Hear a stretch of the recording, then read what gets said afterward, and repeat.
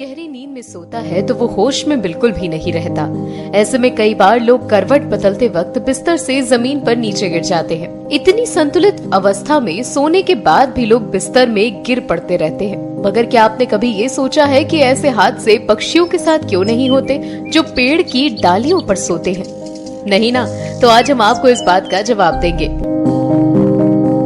इस सवाल का जवाब जानने के लिए पहले तो ये जान लीजिए कि चिड़िया सोती कैसे है। पंछी भी सोते हैं मगर इंसानों की तरह नहीं। इंसान जैसे अन्य मैमल्स ज्यादा देर तक सोते हैं और उन्हें गहरी नींद आती है। नींद के दौरान एक वक्त ऐसा भी आता है जिसमें हमारी नींद सबसे गहरी होती है। इसी समय हमें सपने भी आते हैं। ये दौर हमारे लिए कुछ मिनट तक का होता है मगर पक्षियों के लिए महज 10 सेकंड का होता है। यानी पक्षी छोटी छोटी नींद लेकर सोते हैं। मजेदार बात यह है कि पक्षी कई बार एक आंख खोलकर भी सोते हैं। वो अपने दिमाग को इस तरह से कंट्रोल कर लेते हैं कि सोने के वक्त उनके दिमाग का कोई एक भाग यानी लेफ्ट हेमिस्फीयर या राइट हेमिस्फीयर एक्टिव रहता है। जो सा दिमाग एक्टिव रहता है उसके विपरीत आंखें खुलती हैं। मतलब अगर लेफ्ट हेमिस्फीयर एक्टिव है तो दाईं आंख खुलती है। इसी तरह अगर नींद लेने की क्षमता के चलते ही चिड़िया अपने आप को तब भी किसी खतरे से बचा सकती है जब वो सो रही हो।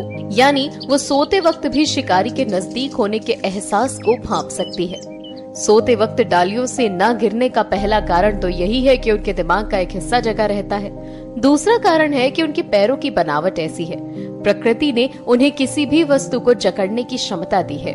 जब वो सोने के लिए पेड़ पर बैठती हैं, तो उनके पंजे टहनियों को जकड़ लेते हैं।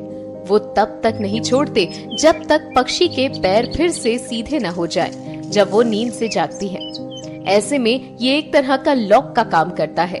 आपको जानकर हैरानी होगी कि इसी तरह के लॉक के कारण तोते जैसे पक्षी टहनी पर झूलते हुए भी सो सकते हैं। कितनी अजीबोगरीब बात है और साथ ही प्रकृति की कितनी अजीबोगरीब संरचना है ये पक्षी, और साथ ही बेहद खूबसूरत भी। तो अब आप जानते हैं कि पक्षी सोते वक्त टहनियों से क्यों नीचे नहीं गिरते।